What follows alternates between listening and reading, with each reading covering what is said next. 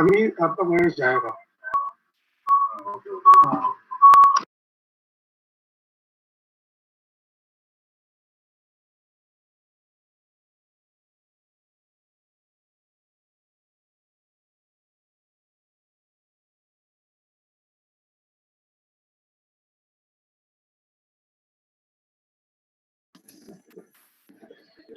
Good afternoon, Shashi.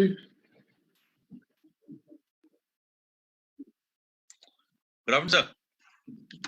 How's everything? How's Josh? Sorry, sir. How's everything? All okay? Fine, sir. Fine, sir. Thank you, sir.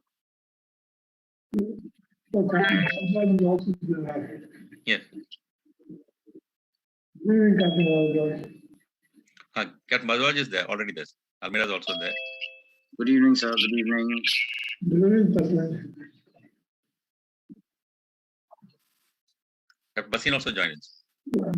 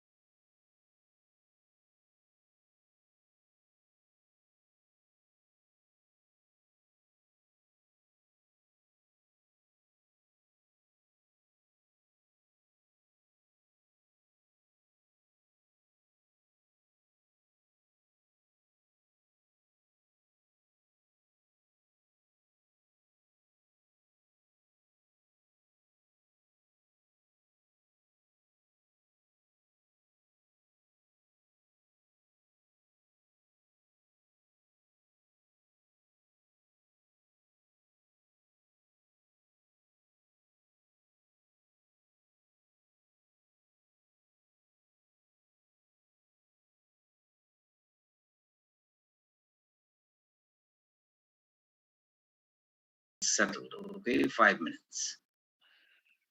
Thank you.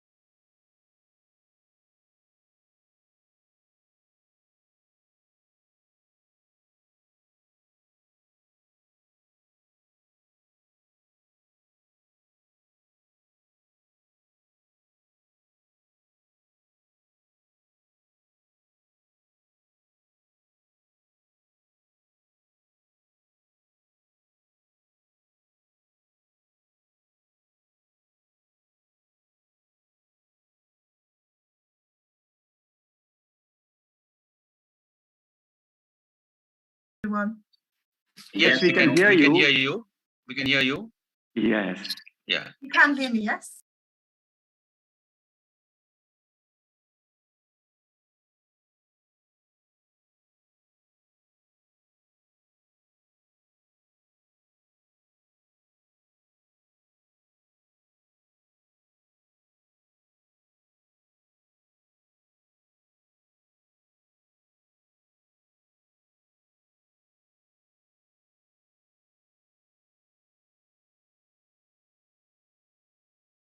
Cybersecurity seminar. I said, what do we need a seminar for cybersecurity? Because I thought cyber cafes needed security guards because the girls had started coming to the cyber cafes.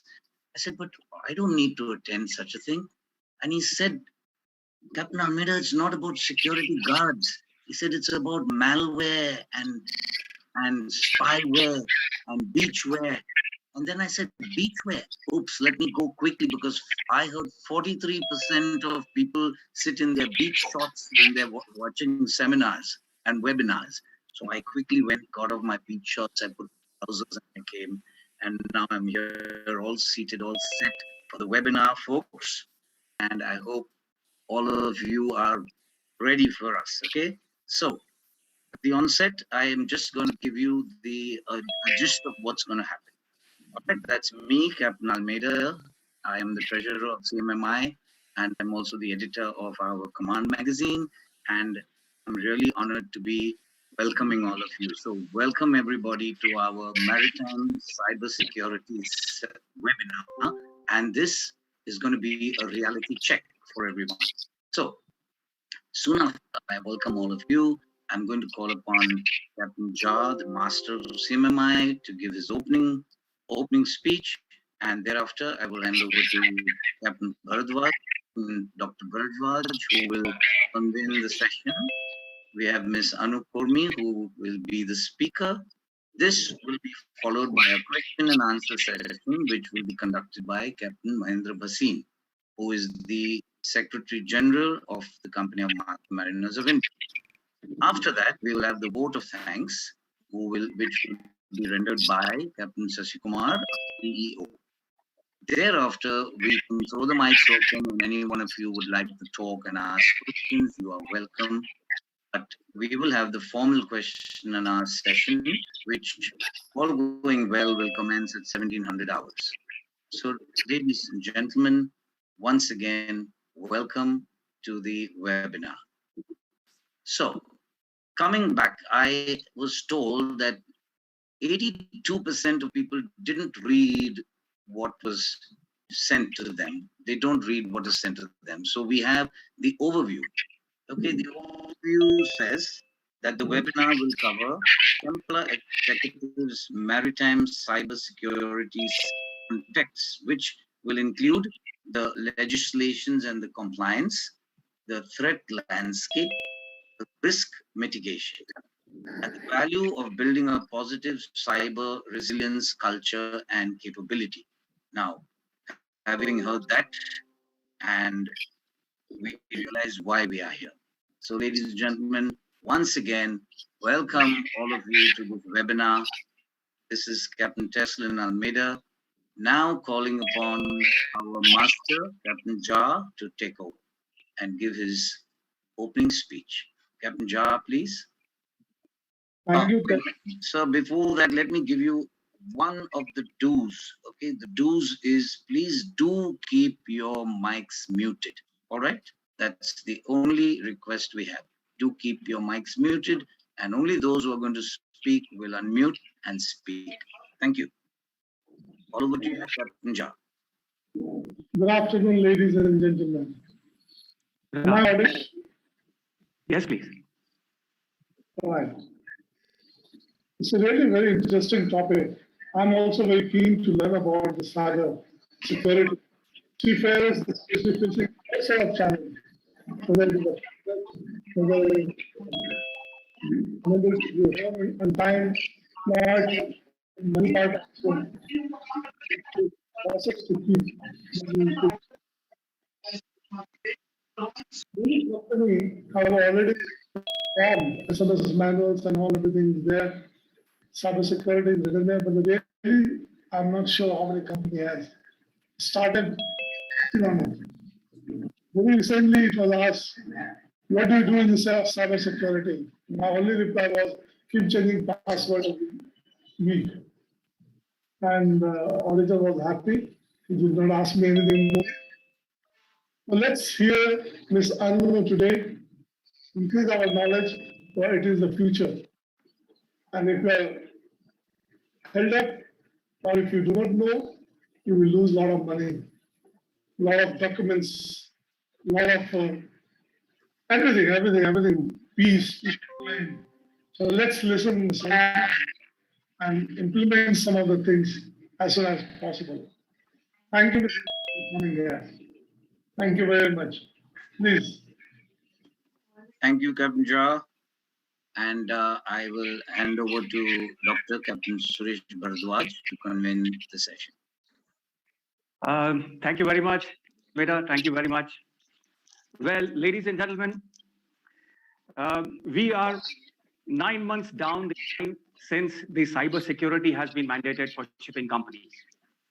As circumstances would have it, it comes at a time when the industry is grappling with issues of global pandemic, causing unprecedented disruptions and hardships.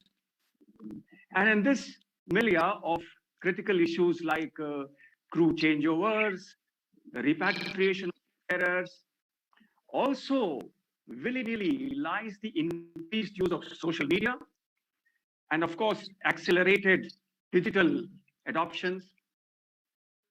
So it's indeed time for us to take a reality check on the very real threat of cybersecurity this industry is facing. And we could not have anybody better than Ms. Anu Khurmi here. She is the Managing Director, Global Services at Templar Executives, which is an expert contributor to the industry, including the very popular, as you would know, the BIMCO's guidelines for security on board ships. Anu leads on the Maritime Cyber Response Team. This is a collaborative platform for a global information threat sharing, cyber incident reporting, emergency response. She is also in consultancy, including the cyber risk assessments as aligned to the IMO 2021, and also Templar Cyber Academy for Maritime. And this provides certified training courses to further the cyber resilience capability and awareness across the maritime ecosystems. Prior to joining Templar Executives, Anu was an executive at IBM for over 20 years. And very interestingly, she is also the founder and chair of Cyber Champions. This is a not-for-profit which was launched in 2011, promoting the best practices in cyber skills and digital literacy for schools and communities across the UK. And in March 2017, was awarded the Hour of the Women Award for Cybersecurity. So, all in all, an impeccable professional record, a truly celebrated personality. We are indeed very, very proud to have you here, Anu, with us on this webinar all the way from London. Thank you very much for joining us. So first thing first, can you give us some more insight into your company's involvement in the maritime sector, Anu? Okay. Yes, I can. And can you hear me? Yeah, Anu, just a moment. I would like to tell everybody that I already told you that we're having a question and answer session after the speech. And therefore, while Anu is speaking and enlightening us, if you have any doubts and any queries, please put it down into the chat box. And Captain Basin is monitoring that closely. And then he will at a later point, at the end of Anu's presentation, he will put forward the questions to Anu, and she will answer all your questions. So please pay attention and note your doubts into the chat box. Thank you. Well, first of all, I'd like to say thank you, and what an honor and privilege it is to be presenting today. So thank you for inviting me along and for all those kind words. I hope I live up to that. The key thing for me, though, is that I would like to first start in terms of giving you the overview on Templar and maybe just setting the scene for us. I'd like to share a presentation with yourselves. It is normally takes more than quite a long time to deliver the presentation, but I'm going to run through some of the key elements and look at going through that in about 10 minutes. And then I will ask, and then I understand Captain Bhardwaj and Captain Basant will be looking at some question and answer sessions as well. At some point during the session, I understand that we also have some polling questions. So my suggestion is that perhaps after I've gone through my presentation and the Q&A with Captain Bhardwaj in the first instance, we run the poll and then we have Captain Basant asking any questions from the audience as well. Would that be okay? Oh yes, perfectly fine, perfectly fine. Thank you. So I'd like to start with the presentation, which will answer the first question you asked me, Captain Bhardwaj. So could we... You could share the screen. Yeah. I'm just looking to share screen. Just bear with me a second. Yeah. There we go. Right, can I just check that everyone can see the presentation? Let me just put it on.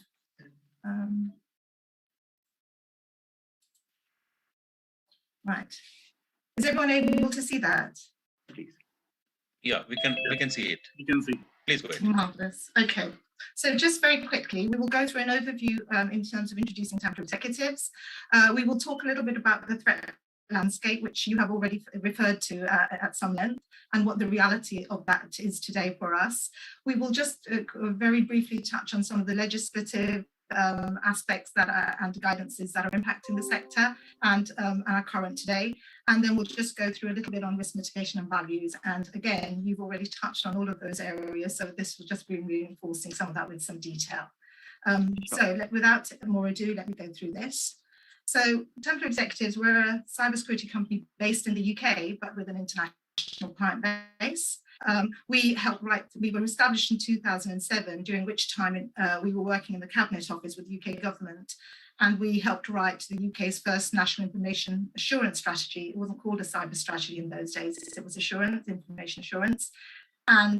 And we also helped write the response to the data handling review. And this was about the breaches that happened to the child. It was a massive breach. It was one of the first that hit the UK public consciousness in terms of data and security. We've also been working and worked with the MOD on their information assurance strategy. And as Captain Bhardwaj has already mentioned, we've contributed, and I mentioned, in the BIMCO guidelines for cybersecurity on board ships, and have contributed to the last 3 iterations of that in 2017, 2018, and the current version, which is 2020. So in addition to contributing to national cybersecurity strategies, we have also set up the Office of the Government CSIRO, which is about how cybersecurity can be developed across sectors in public-private partnerships. And we basically cover, most sectors from civil, nuclear, education, healthcare, maritime, of course, and transportation and financial services. And the maritime initiatives that we've developed, I will sort of focus. So just in terms of our portfolio, and we do have an introductory video if you're interested, which we could send you the information on.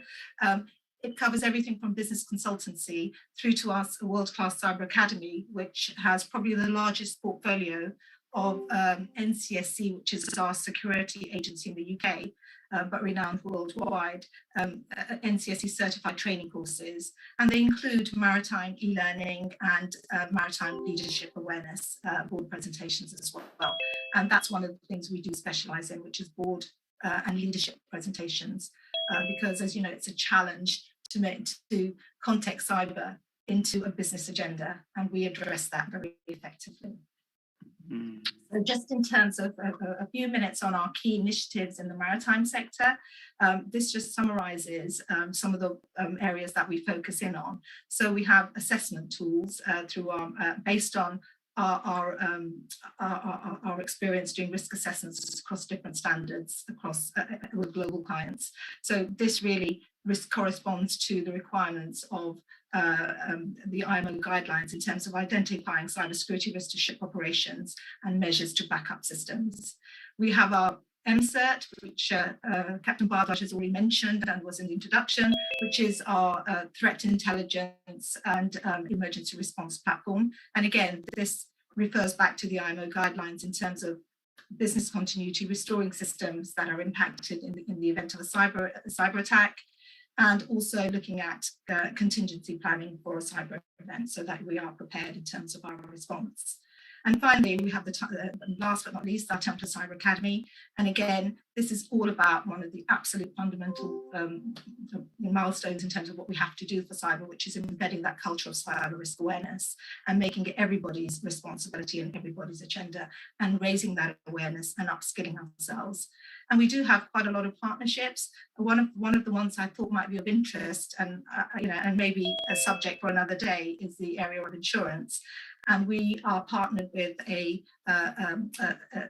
well-known maritime insurance company based in Germany, who have produced cyber insurance for clause 380, which is currently excluded in most insurance policies, which is hull cover, and also includes war risk and land-based cover. So quite an innovative insurance policy, which is trying to override some of the issues that we have in terms of insurance supporting the cyber agenda for businesses. Mm.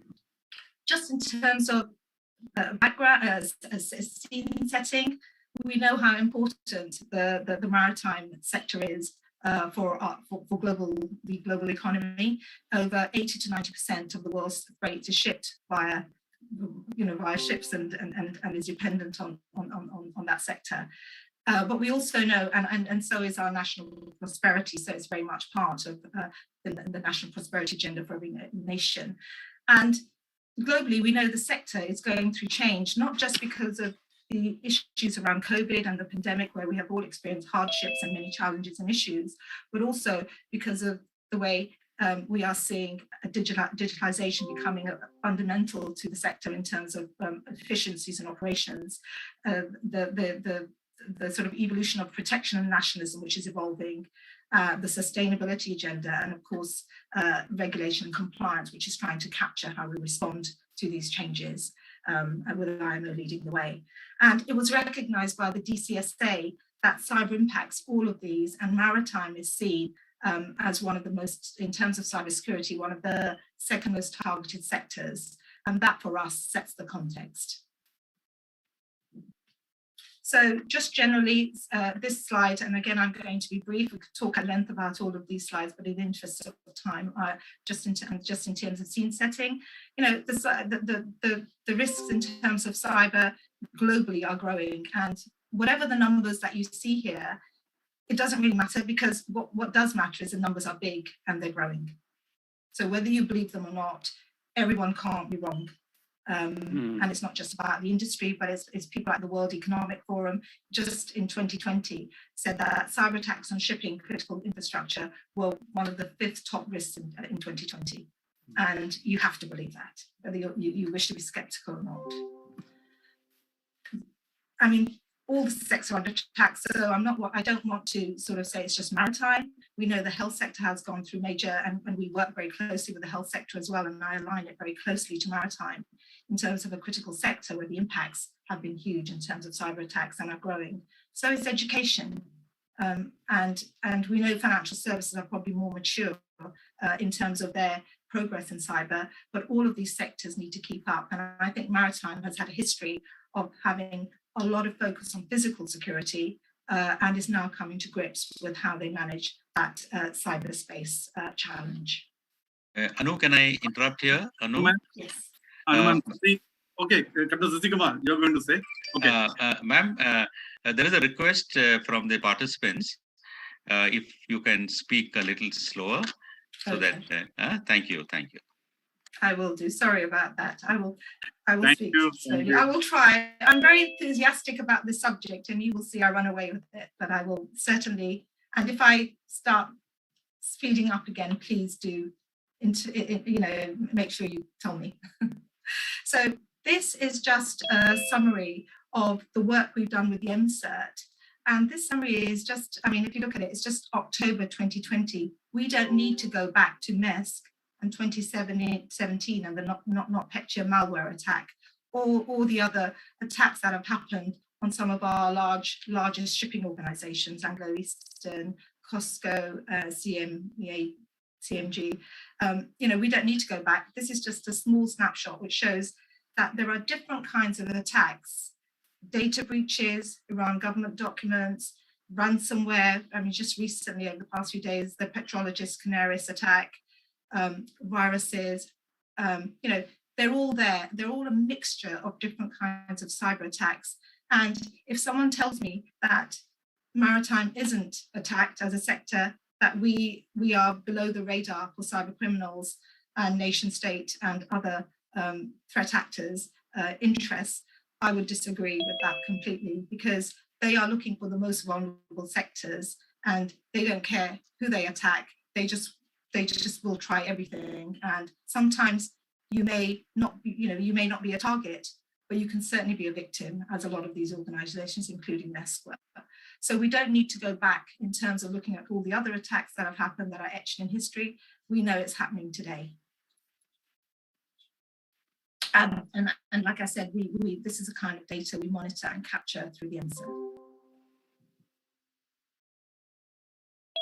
In terms of this slide, this is just a quick summary of some of the cyber attacks from January 2020 to the present, and some of the data that we collect in terms of types and frequency of cyber attacks, so that we can start trending in terms of what happens and what is happening in the sector, and maybe align it to experiences and learning from other sectors as well. And then on the right, we have the kind of threat actors that we are seeing in this space today. You have, in terms of competitors, there are also the innocents and the insiders. So the innocents are individuals who accidentally cause a breach to occur, maybe by clicking on the wrong link on their emails, or sitting in an office and talking about things externally when people aren't aware, or having their GPS on their phone when they're doing a sensitive journey and can be tracked. It's things like that. The competitors, we all know, everyone is after that information advantage, and it's a competitive industry. And there are lots of cases of people trying to outdo each other in terms of the information they can receive from other organizations to give them that competitive edge. And of course, the insiders, as we face challenges and we have difficulties in the environments, people get unhappy, or they get disgruntled, or they feel they're hard done by. And that kind of attitude we see is growing at the moment, just because of the nature of the environment we're in. And it's so important to understand that we need to safeguard against those malicious interventions. I won't spend, hackers and hacktivists are idealists, they're following an ideology. Espionage is on the increase as nation states step up their cyber warfare activities or their presence in cyberspace and become more proactive. And we've seen we've seen terrorism warfare stepping up. And of course, the biggest one is cyber criminals, who are just after any way of making profit and getting a return on investment in terms of their cyber activities and investments. So just moving on, what's our response? From an industry perspective, the IMO, of course, is leading the way. And and I will let you read this yourselves. This is their definition of maritime cybersecurity. And I would urge everyone to have a definition and be familiar with their organization's definition of cybersecurity for themselves. It's important. We can't address a challenge or an issue if we don't understand what we are trying to address. So understanding how your organization views cybersecurity, what their statement is on cybersecurity, and the actions they are taking is so important. As I said, the IMO is leading the way, and we all know that this is about safety and security for onshore and at sea. And this affirms that the safety management systems need to take into account cyber risk in accordance with the International Safety Management Code, and that we should be identifying risks to ships and personnel and the environment and establishing the appropriate safeguards. So that is the fundamentals of what IMO 42898 is advising, is always guiding. And moving on, we're looking at the agenda is evolving in terms of guidelines and regulations. A lot of the regulations are emanating from data protection laws in different countries, as people start realizing, as governments are starting to realize that data and data protection is a cornerstone for how to implement laws.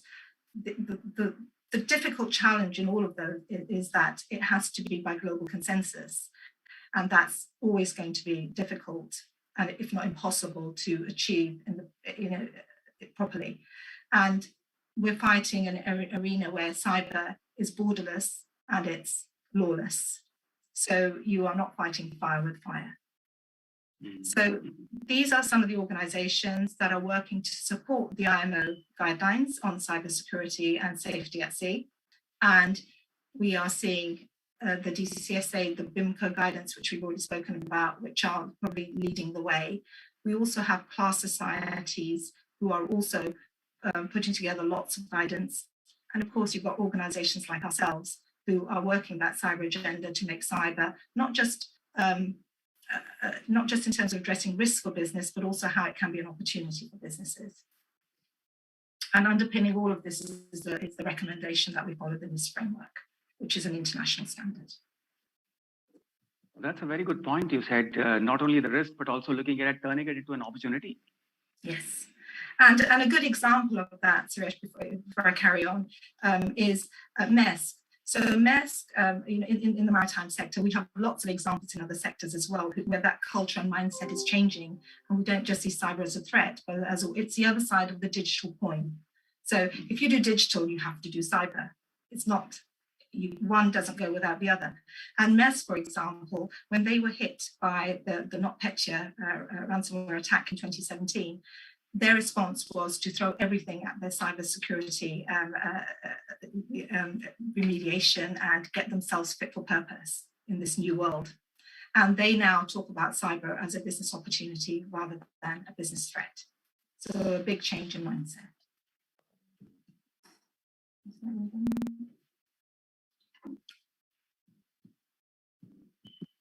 Right, just trying to see why it's not moving on. So my screen seems to have decided to stop. Oh, here we go. Can we see that? So I'm just going to conclude. I mean, this is done at such a fast pace, and my apologies, this presentation and some of the detail behind it normally takes about an hour or so. But just to conclude, the impacts of a cyber attack and why we need to address it in terms of the value that it will provide us.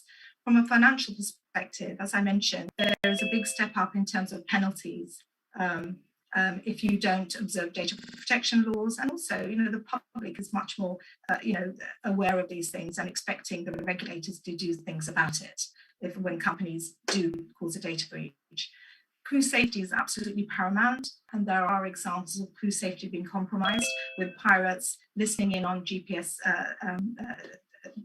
lines to find out, where ships are going.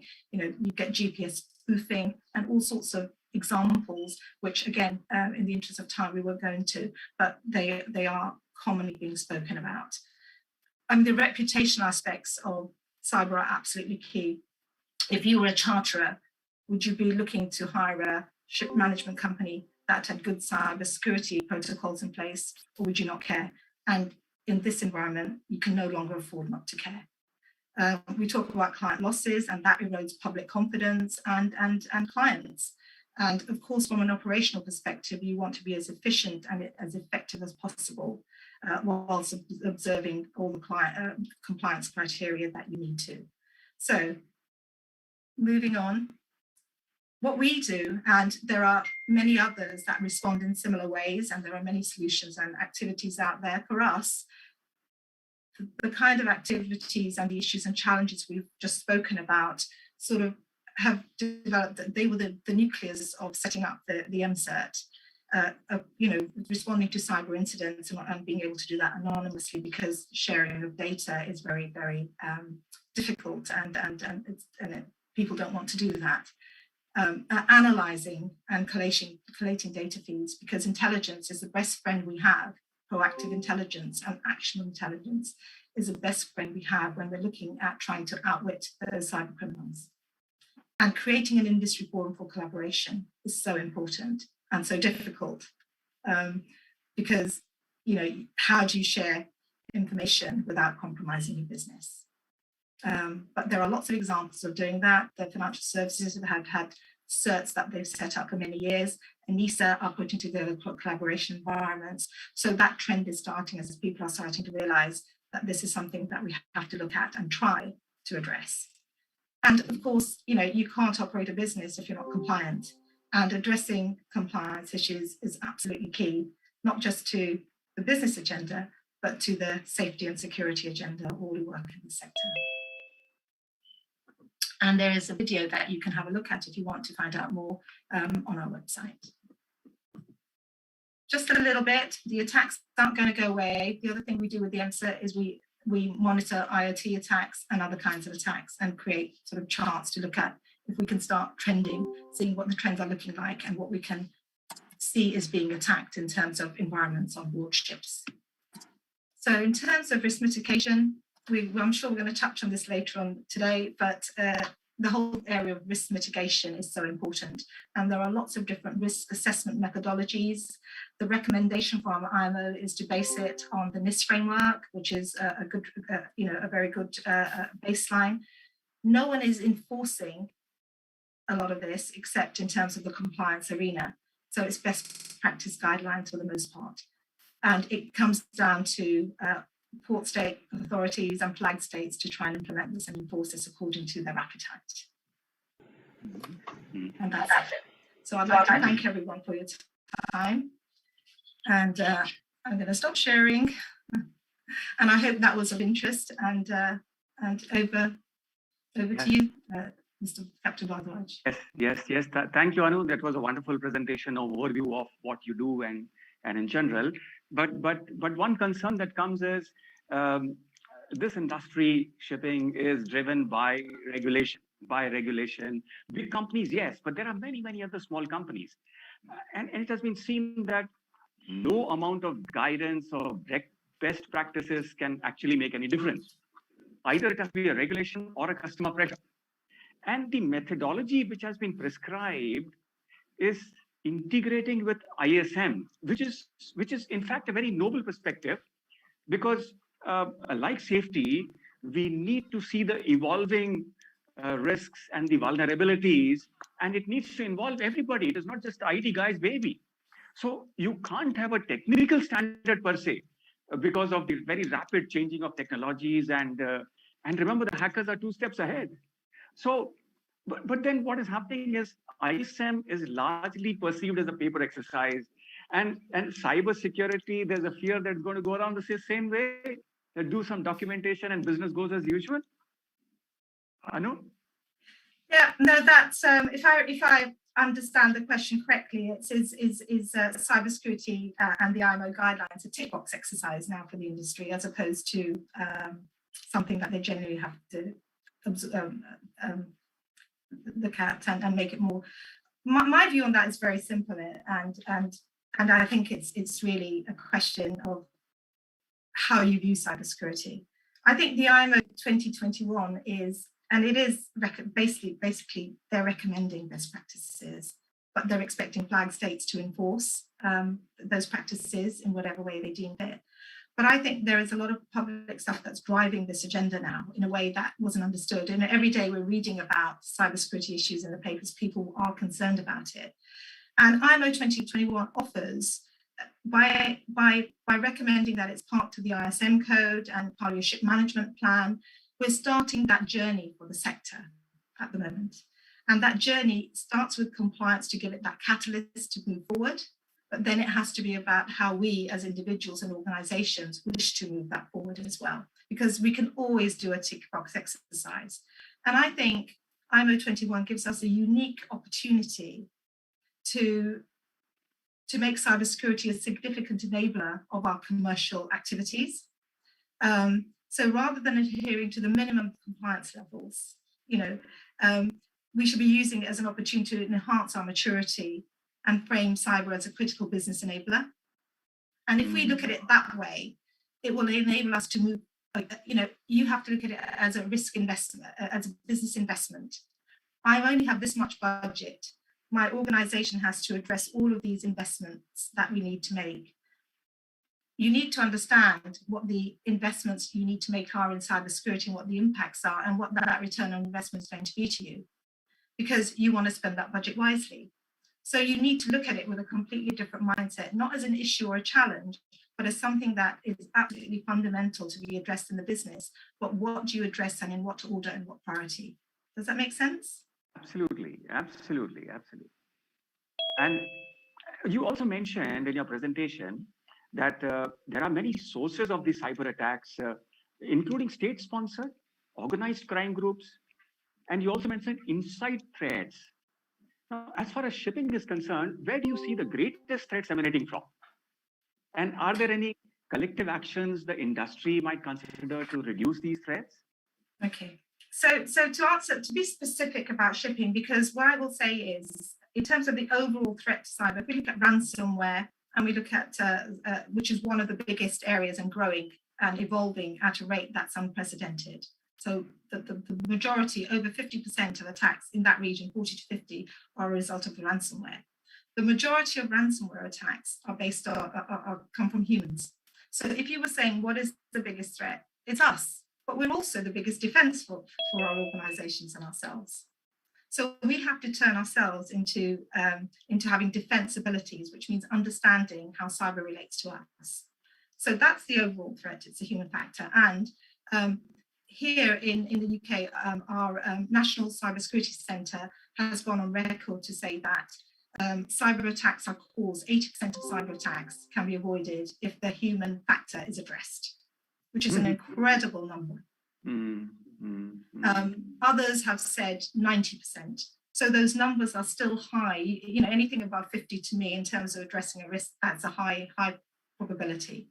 So, so the human factor is linked. In terms of shipping and onboard ships, because we all talk about organizations being hacked, but we have a maritime community who are spending a lot of their lives on board ships. So what we're addressing there, if we accept that the human factor is the biggest threat, but can also potentially be the biggest defense, if we think about it, why would why would you want to attack a ship? The kind of things that you're doing, and the kind of things that if a cargo manifest is compromised, a hacker could reorder a mass of containers on a vessel, as well as doing lots of other damage. But a lot of the information on board ships is being provided by the crew. They are the ones managing the systems. They're the ones toing and froing with onshore and commercial clients and so on. They're the ones who might be plugging a USB stick that's compromised or malicious into the computer systems. They're the ones who are, when they're stopping at a port, using their phone, and you might be able to track them in terms of the GPS. They're the ones sitting in a cafe or a restaurant, trying to log on to send funds home or something, or connect with their family on social media. And we know that social media is a big has a myriad of issues in terms of how people attack on social media. And there is a very famous, it's very well known, I don't know if you've heard of the man in the middle attack, where when you're sitting in a cafe or restaurant, you're logging onto the local Wi-Fi, but because someone who's wanting to cause harm, they've set up a very similar Wi-Fi address. So because you're not checking the address, you log on to what you think is that, and they could steal all your credentials. So these are the kind of things where, and also it could be even simpler than that. We lock away important information. We should be locking away important information on social media as well and looking at it the same way. We lock our house when we go out. We should be looking at those same kind of things on social media when we're online as well, because a lot of information for cyber criminals comes from social media. When they look at your profile, they look at the information on you, your family, your business, and they can take advantage of it if they want to. Does that answer that question? Yes, perfectly. But in spite of that, people always look at it like a black swan event. It may happen to others, but not to us really. So do you have some of these cases to share where there's a real threat landscape? So it can be looked at more serious. Yeah, I covered quite a lot of examples in the presentation, and I didn't go into detail, but I'm going to give you a non-maritime example that could happen to anyone, because everyone thinks it's not going to happen to them until it does. That's it. And we, just last month, we were contacted by a CEO very discreetly in a company in Ireland who was being blackmailed. And that was because he'd put some stuff on social media, and as a result, it evolved and he was blackmailed. Now, you don't think these things are going to happen to you, but there are reasons. But if you look at the kind of things that happen on social media, and Maersk didn't think they were going to be attacked the way they were. All the other companies that we look at, none of them felt, look at all the kind of attacks that will happen. No one expects it to happen to them because they say it'll happen to someone else. And what we're now seeing is cybercrime is also being targeted at smaller organizations, whereas before they were saying, well, it's not worth cyber criminals attacking us. Well, it is, because every penny counts to them. And if there's they will target the most vulnerable. So whilst we're seeing large organizations in maritime now ramping up their cyber defenses because they can afford to, because the cost of having an attack, like Maersk costs 300 million and counting, dollars to address, they can afford to. But we also need to look at what is proportionate in terms of the risk for smaller and medium-sized organizations and individuals. And part of that is it doesn't all need to be costing a lot of money. There are lots of cost-effective solutions out there, and education and training is one of those key ones. If you come back to what I say about the human factor. We have to be smart for ourselves. Yeah, more than that, I think there is from the legal perspective, there is also a seaworthiness issue if a cyber attack takes place. Because that's right. It would be the legal owner's responsibility towards a degree of fitness. And this goes beyond the hull and machinery, their ability, their preparedness to deal with the expected cyber emergencies. So in this scenario, what kind of risk mitigation do we have when an actual attack takes place, and the response and recovery? Yeah, so I mean, there's lots of things you can look at in terms of risk mitigation. But for me, one of the key ones, and I will keep harping on about it, is education and training. Employers need to make sure that their employees are skilled and are, understand what their role is. And it doesn't, and what their business as usual, as part of their business as usual activities, what the threats are in terms of that context. Because if you can't make cyber relevant to your people and you can't lead on and show that you're leading on this agenda and you care about it, why should anyone else, or how can it be relevant? So one of the most important things is education and training. The other is understanding the risks and doing the threat analysis piece, doing a risk assessment on a regular basis that says, we understand our threats, we are monitoring those as part of our business risk. And we have taken precautions, albeit we prioritize the activity we do, but it's in response to what we see as our biggest threats and what we want to address, because you can't address everything at once. And we will grow and mature our organization in accordance with that threat environment that we as an organization and our sector is experiencing. And then the last one I would say, really, and you need to, just to finish up on that, and as part of those risk assessments, you need to embrace your supply systems, your business functions. It's not just IT, it's HR, it's your commercials, how you're dealing with your supply chain. Are they going to be your weakest link? How do you address that? In the UK, we have a great example of the MOD. And what the MOD have done, because that is obviously critical national infrastructure, what they have said is we have a standard called Cyber Essentials, which is a minimum standard for SMEs in terms of cybersecurity. And what they've said is that they will not work with any customer or any supplier who doesn't have that minimum standard, because they need to protect their supply chain and ecosystem. So you need to consider the ecosystem and your stakeholders. And you need to talk about cyber in their language, not in cyber's language. We have lots of cyber lexicology that we use, hackers, ransomware, worms, APTs. that doesn't mean anything to people. So we've got to simplify that language and talk in the language of the people and the business. And then the last thing I would say that's absolutely critical as a third pillar. So we're talking about the human factor, we're talking, and we're talking about risk mitigations and risk assessments. The last thing is business continuity. You need to be prepared to respond. And this is also why I'm a and you need to make sure that everyone understands how you respond to an attack, but they also, and also you practice that. And that for me is absolutely essential. So those are sort of some of the key areas in terms of addressing that issue. Thank you so much. It was a wonderful overall view. I'm sure Captain Bhasin has got a lot of questions from the audience here. But yes, so should we run the poll now, or should we finish the question answer and then we can run the poll? I think just to give me a break as well, and yourselves from me, I'm sure it might be nice for everyone if we could run the poll now. That would be excellent. Thank you. Okay. So Captain Sajid Kumar, can we run the poll? Just give me a minute, sir. Yeah. Okay, there we are. Yes. So there's a poll questions on your screen, gentlemen. It'll be good that if you can answer these questions. This is from Anu.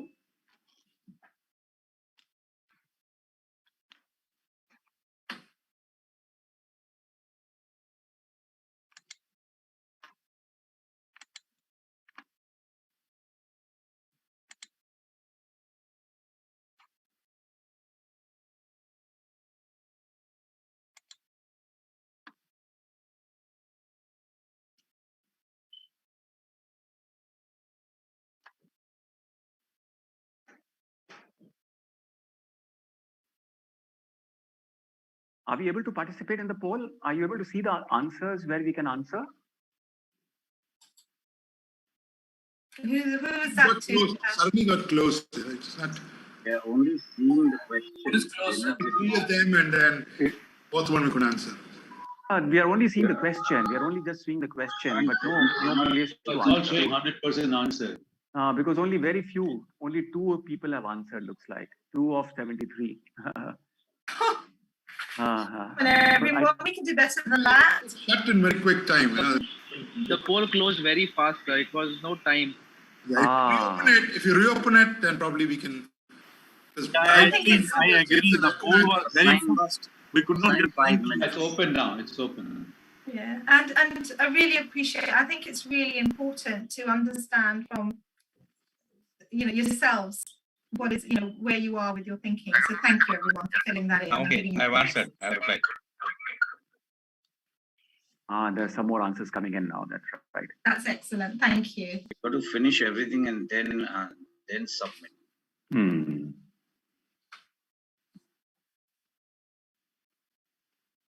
That's coming in very fast. But 40% of the people have participated. Where's the other 40, 70% then? No, it's going on. It's still going on. 50%. Good. Yeah, still going on. It's about 55% now. Good. So that's it. Most of us are not very cyber savvy, so. but I'm assuming you are digital savvy. It's the same thing. Somebody's hacked up.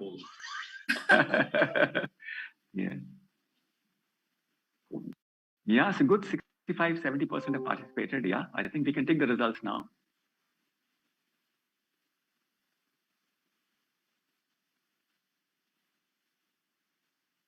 Yeah, we can close and take the results.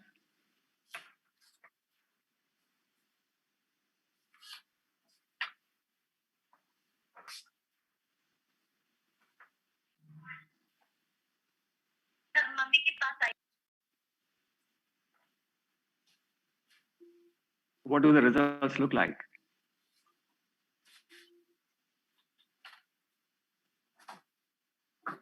So that's, to what extent are you concerned about the risks of cyber attacks in our sector? And that's 78% saying very, very much, and moderately the rest of them.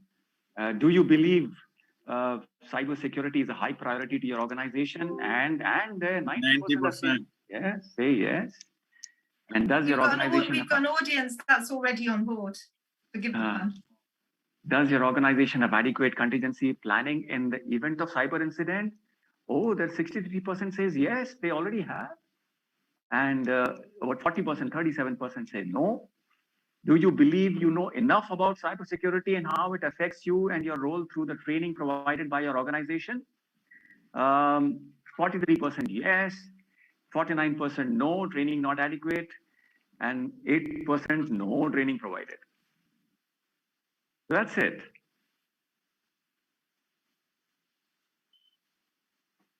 Right. So can we with that poll, can we now go over to the? Can I Yes. give in a minute? Actually, the cyber security is a very dynamic thing. You know, it's not things change very fast.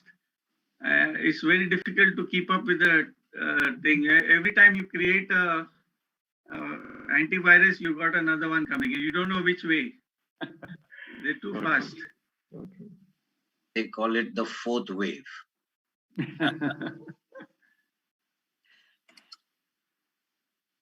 So it would be fair to say that guys, just to add out here, I'm sure Anu will support me on this. My name is Marzian.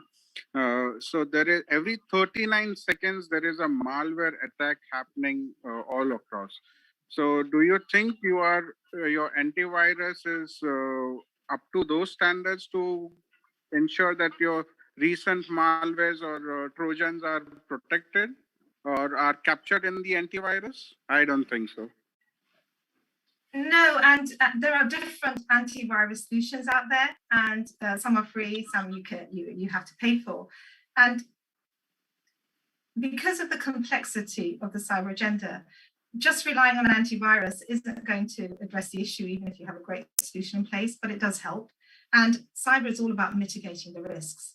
If I'm a cyber criminal and I really want to attack you, you know what, or an organization, I'll be able to do it. We have ethical hackers on our team who know how to do these things. I deliberately don't talk about that because I don't want to talk in public forum about how hackers can attack ships and people. It just doesn't make sense to me from my perspective. So what we do is, you know, all of these tools are there to help us mitigate these risks. And we have to look at the best combination of those tools in terms of how you utilize them to make sure that we are not the low-hanging fruit for cyber criminals and they go somewhere else. Or if they are going to attack, we're going to make it as hard as possible for them, and then we're going to manage that and mitigate those attacks. And that's the attitude we take to it. I'm working with a very interesting partner at the moment. We sort of signed up with them and we joined forces a couple of months ago. Very exciting. And I don't know, you know, another technology, you know, the antivirus is all baseline stuff that you have to do. But we've got some really interesting technologies coming out too, which are evolving also in terms of how we address the evolving threat. And I don't know if you've heard of deception technologies, which is one step removed from monitoring technologies. And this is about thinking with the mind of an attacker and assuming that your systems are what we call the zero trust environments, i.e. your systems and your environment is going to be compromised. You make that an assumption. And you plant these technologies within your organization, your systems, so that you can monitor and get alerts when attackers are trying to get into your system, and then you contain that attack within the system. And you also reduce your threat surface in terms of what they can attack. So there is lots of interesting stuff coming through, but I would agree with you that antivirus isn't the only answer, but it's a what we call basic hygiene that has to be there. Excellent, excellent. We'll request Captain Basin to please take over. Thank you, Captain Bharadwaj. First of all, I would like to compliment Anu for an excellent presentation. I will especially highlight one slide when she says impact of cybersecurity, cyber attacks, and that covers everything.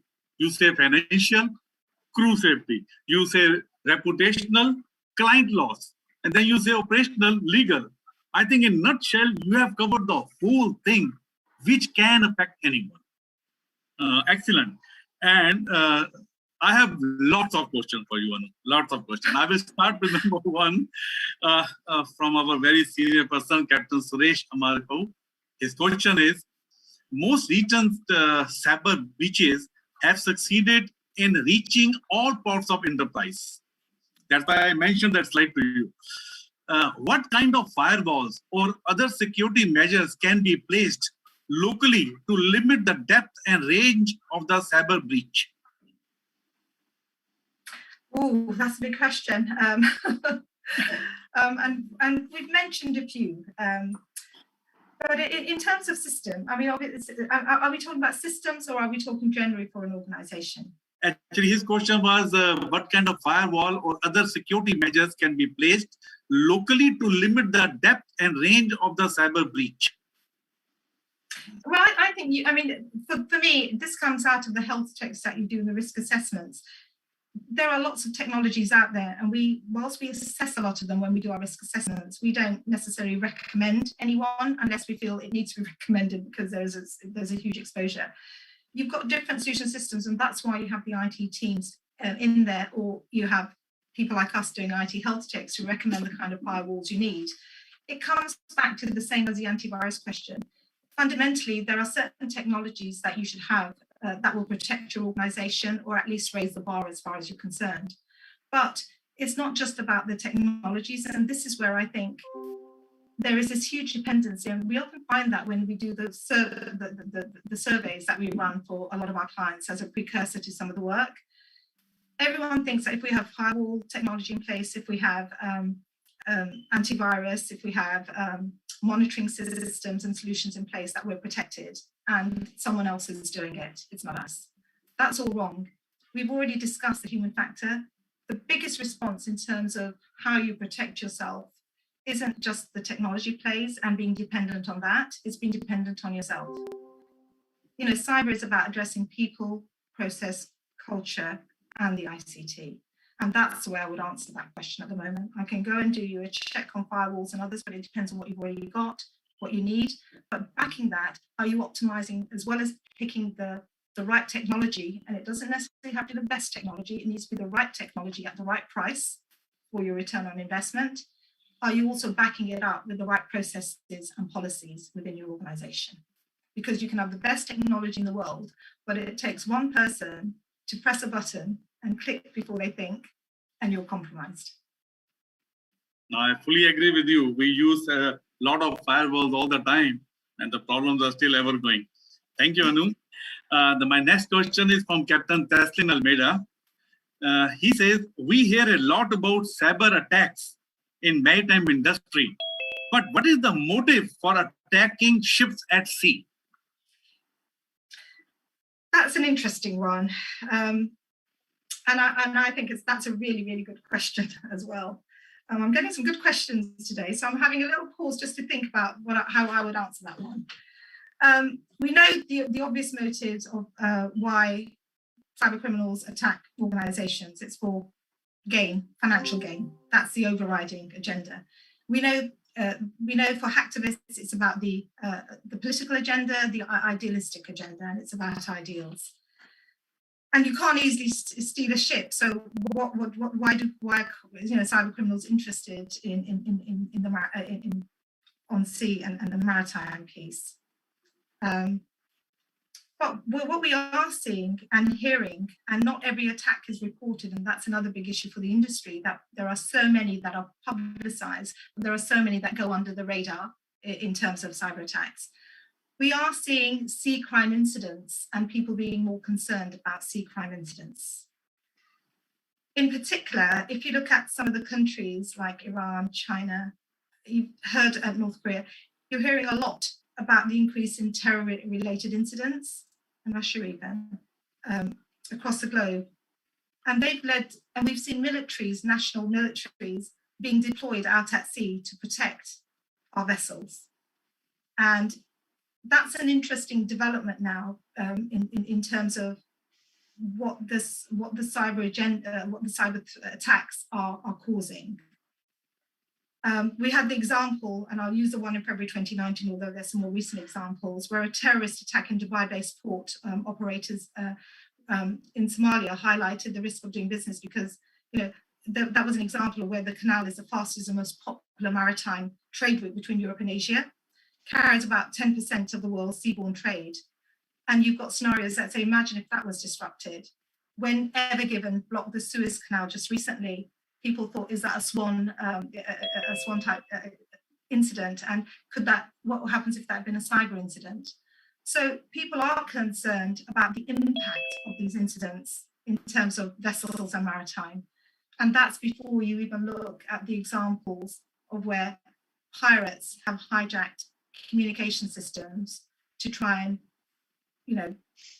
hold ships to, and ship crews in terms of ransomware and kidnapping those and causing kidnaps.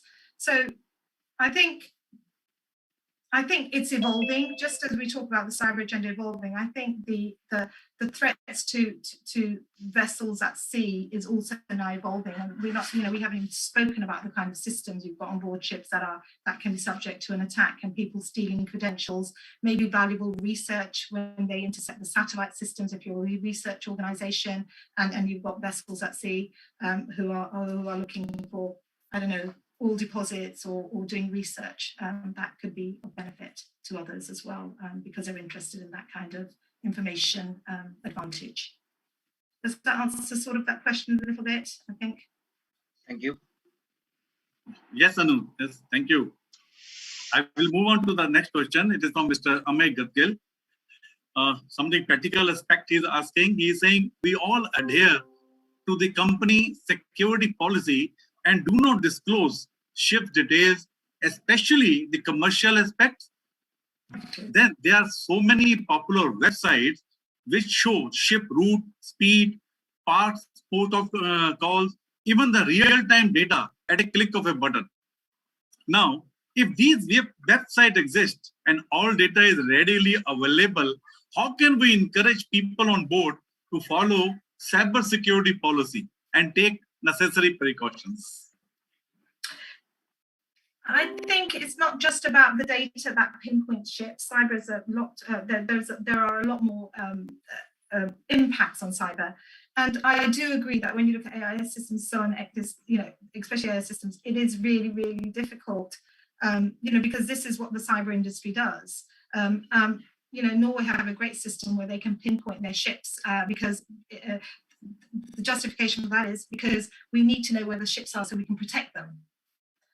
But I do think that making this kind of information so public for the commercial angles, in light of what's happening in this industry, it does need to be looked at. And that can only happen if the industry can collaborate and see, well, what are we doing today and where do we need to evolve to and how do we change some of our practices? So it's a much bigger question than something that I can answer by myself or Templar could answer. I think this is very much about the industry, where it's going, how it's going to protect itself and enable itself for the future. And I think these are very good questions that it should be looking at and considering. Thank you. Thank you. Our next question is from Captain Ajay Achutan. He asks, while including cybersecurity in ISM is welcome, ISM is more about safety, which exists in trust-based system. To make it more effective, should it not be included in the ISPS code, which is based on a security mistrust-based system? I've got a simple answer for that. Yes, I think the more you can include it in compliance systems and regulations and guidance you're following, the more important. But it can't be a tick box exercise for any of that stuff. Part of putting in regulation is that you also have to enforce it, and I think that's an area that needs to be focused. Okay. Then we have a question from Mr. Nanda Kumar Subramaniam. He says, though there exists cybersecurity policy, etc., and clear guidelines are there, companies do not provide additional non-networked computer exclusively for agents or draft surveyors use while on board for the paperwork, as most of them come with flash drives with documents to process on board and request a PC for printing those. Though I'm asking this question, and I think it is more to do with a specific company or the work related, but since the question is there, so I'm just asking you if you have any views. Well, I've always got a view, but I think, you know, it is, for me, this is part of how you manage. The challenge we've got with maritime is it is a very, very traditional industry, hundreds of years of tradition. It doesn't change overnight, but the digital agenda and how, you know, we're looking at autonomous ships, smart ports, this is changing at a pace that and also the impacts of COVID, which we've all experienced and, you know, had a surreal 18 months on being in lockdown with all the other challenges and awful things, that hardships that have gone with it. That has escalated that digital agenda. So we're in a and it's escalating. So that those years of tradition are now turning into reaction times where we have to address things quickly, but you can't change tradition and culture and capability overnight. It takes a long time. We don't have that luxury with the digital agenda. The digital agenda is already a transformation agenda. So my view is the kind of processes that go with it, with our stakeholders, with our suppliers, with our agents, they all need to be looked at. And we need to, in the first instance, see are there some obvious things we can do, like and do some tweaks to those policies and processes. And then we have to look at what are the longer term solutions and how do we address those as part of that. And it also behoves organizations to look at their supply chains and the people and their partners. And some of those partners are small, and how do you help them as well? Because we all have to go up that awareness and maturity capability if the whole sector is going to be managing these risks for the future. And the risks, we always talk about threats, and I do want to add this. It's not just about the threats. It's if we look at what's happening in maritime with things like our agents and the supply chain and so on. We're operating the sector, we're automating it so we get better efficiencies, we're digitalizing it so our reach is that much further. These are all good things to do, but they've got to be done in the right way if you want to benefit from that. Thank you. And now, Anu, we have a question from a very dynamic person. Okay, Captain Daniel Joseph. Before I ask this question, I must tell you, he is a heartbeat of every shipping company who sends seafarers on board. Presently, he is in WMU, doing his studies there on behalf of Government of India. Captain Daniel Joseph, I also thank you for joining us. And here are the questions. From a seafarer's perspective, do you envisage more mandatory STCW competency training for sailing seafarers for mass degree 2 types of ships? I'll repeat the questions as the first question. Yeah, I don't quite understand that question, sorry. Do you envisage more mandatory STCW competency training for sailing seafarers for mass degree 2 types of ships? I will read the next question also, it's the same thing. What kind of key competency components, in brief, do you plan for such said sailing seafarers, especially pertaining to cybersecurity? I think it is in the context of autonomous ships and the way the automation is going on ships. Yeah, I mean, that's that in itself. So yeah, I mean, there's a simple answer to that, and then there's a longer one. I do think it's really interesting. There's lots of education and training around in terms of cyber awareness, and just last week I heard of another organization in the US who are creating a new one, and it's all about that cyber awareness agenda. I think it comes back to what I said earlier. IMO 2021 is just the start of a journey here. A lot of our traditional academies don't have cyber as a core part, because it's not mandated as a core part of the lesson plans and the courses that they produce at the moment. So those courses are independent, usually, of the career path when you are learning. This is my understanding, when you are training to be a mariner. I think it has to be a core part of the agenda now, because I don't think that this is separate from that agenda. So I think the more can be done with the traditional maritime academies to put cyber in as the core part of the agenda and embed it in that business as usual learning and activity. but also by making it relevant, and that's really important. Okay, there's a third question from. Yes, go on, please. No, go ahead. Please go on. Sorry? No, please carry on. Anu, please carry on. You were saying something. Well, all I was going to say was, and I think guidelines coming from NIST, IMCO, the class societies are going to be shaping how we deal with autonomous vessels. It's a bit like how we are dealing at the moment with cars that are autonomous. There are lots of issues, and how easily we can hack into those kind of environments at the moment is an issue as well. So there is that's all. One of the terms we use is security by design.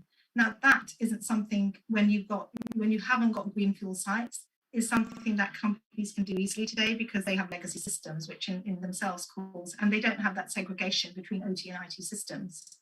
With autonomous ships, you've got the opportunity to build in security by design from day one, but you are still exposing yourself because everything is automatic and it's not being operated by the human. In terms of when you're out at sea, so interception of and how technology is evolving also needs to take account of that. Does that sort of answer your question?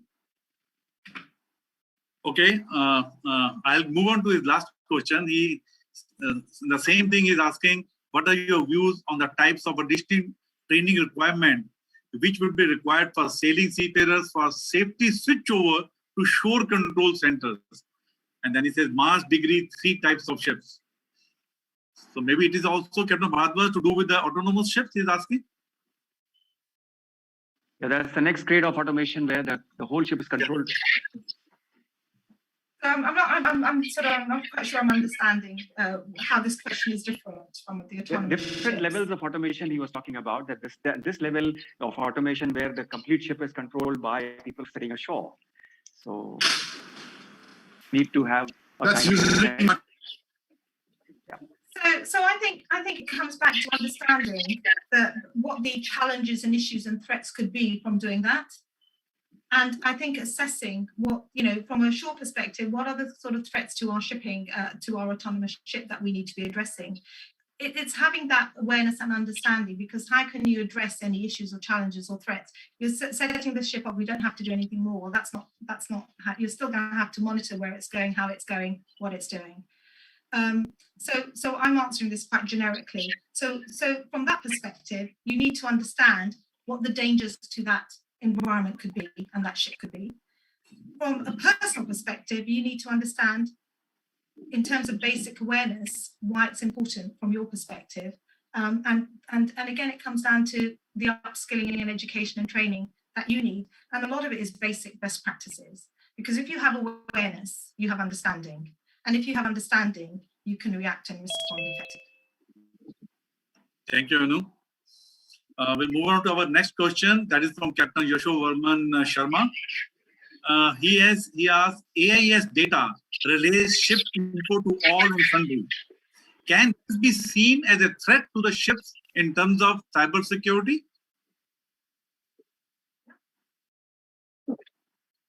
I know where you are, and I can, and it's open sourced.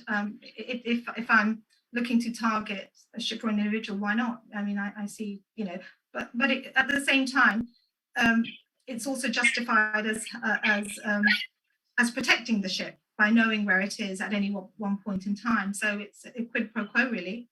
It depends on what your intentions are, I think. Okay. Captain Sadikumar, please do let me know how much time I have, because a lot of questions are coming. In the meantime, I will move on to my next question. That is from Captain Bhandarkar. He says, as ships get smarter, it gets exposed to virus attack. So an older ship would be less likely to be paralyzed. Are we prepared for this? Newer ships being operated by present-day seafarers? I think that's the beauty of what we're discussing today, and the fact that the cyber agenda is now on that IMO and other industry associations are pushing the agenda. I think the beauty of all of that is that it's feeding into exactly how do we understand and mitigate those kind of risks. So I think all the way from pre-MESC and, 10 years ago when ANISA were talking about the importance of cyber awareness and education for shipfarers and the maritime sector to today, I think that dialogue has changed. And I think we're in a better place to be addressing those kind of things now, which I think is really encouraging for the sector and its future. Basin sir? Yes, sir. I think such an enthralling session, but I think we are, out of the scheduled time.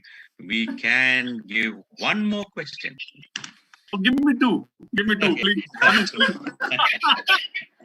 Because so many people have to let go of some questions, but I would like to ask two. So one is already in front of my screen now. Can I make an offer to the audience, if you don't mind?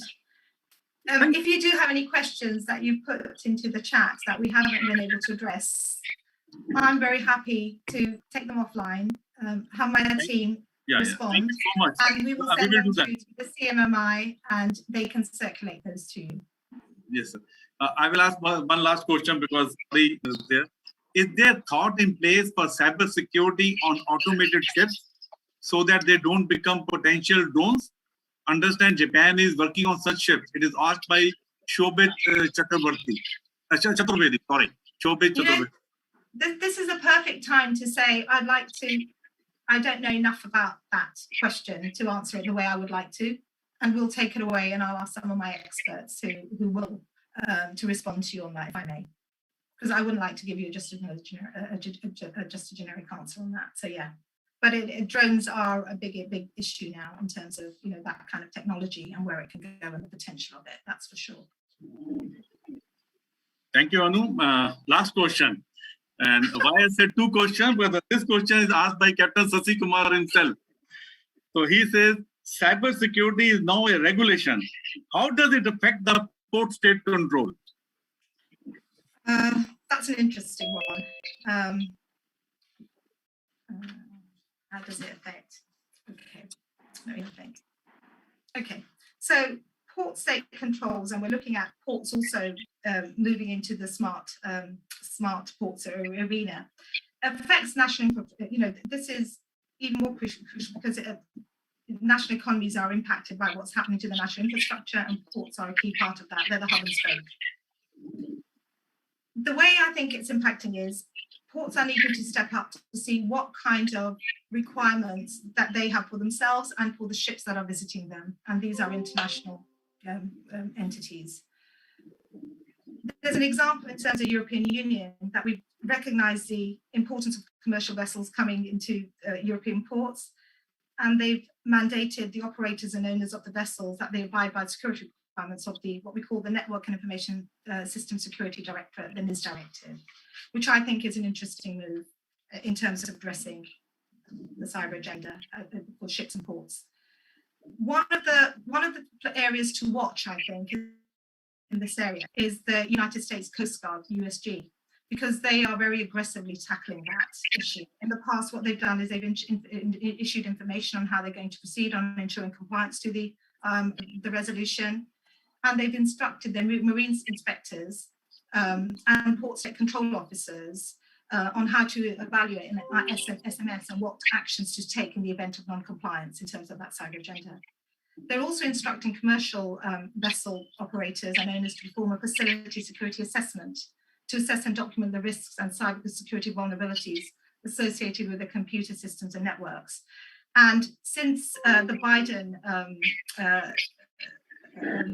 government has come into place, they're stepping up activities and much more aggressively going about how they protect their ports and shores. And I think that is a precursor for what is going to be happening, subject to state strategy and politics, that ports are going to look more aggressively at that, but they have to balance a commercial agenda with that national interests in terms of safety and security. Thank you. Yes, thank you very much. I have to the people. I will send their questions to you, Anu, on the email to Captain Sasi, and we will reply them. Thank you so much for this enthralling session. I hand it over back to Captain Sasi Kumar. Yeah, thank you. Thank you, everyone. Mr. Kumar, would you be so kind as to present the vote of thanks, please? Yeah, actually, it is such an enthralling session. I thought this question and answer can go on and on. Thank you, Anu. Let me begin by, Master Captain B.K. Jha, CMI office bearers, respected wardens, senior members, members of the shipping fraternity, and all the participants. It's my privilege to propose the vote of thanks. I would like to thank Madam Manu for taking time out, for giving us an overview, making us aware of the seriousness of cybersecurity. Ma'am, you were fascinating. I thought we could go on and maybe give you a few more hours, but I think, and I must tell you, this has been a large turnout session. Thank you, ma'am. I would like to thank Dr. Captain Bharadwaj, CMOI Warden, for introducing the speaker and moderating the session so well. Thank you, sir. I would like to thank the media, Marex, C-Jobs, Bandarkar Publications, Sailor Today, Sagar Sandesh, and Maritime Destination. A special thank you to Sailor Today YouTube. I should give a big thank you to our master, B.K. Jha, for all the encouragement that he gives us, and Captain M.P. Basin, Secretary General, for helping us in the planning stages and also skillfully conducting the Q&A. This was a tough one, I must say. And Captain Almeida, Treasurer, for welcoming the participant with his usual flair. I must also thank Sudhir Palka. Last but not the least, I would like to thank each participant for making this CMMI webinar a success. Thank you all. And once again, thank you to Madam Anu. Thank you, everyone. Indeed.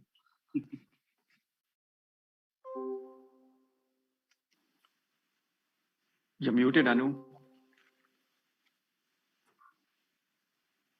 I would just like to say thank you for everybody for your interest and the participation as well, and for inviting me along. It was a great honor and I enjoyed it, although I felt the questions that everyone put out there are really thought-provoking, and I'm going to go away and think a bit more about those as well. But I would like to thank everyone, and it was an honor to be having the opportunity to participate in your webinar today. Thank you. Thank you. Thank you. Thank you. Thank you. Thank you. Bye-bye. Everyone, until we meet again. Thank you very much.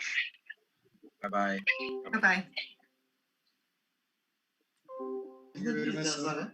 Thank you.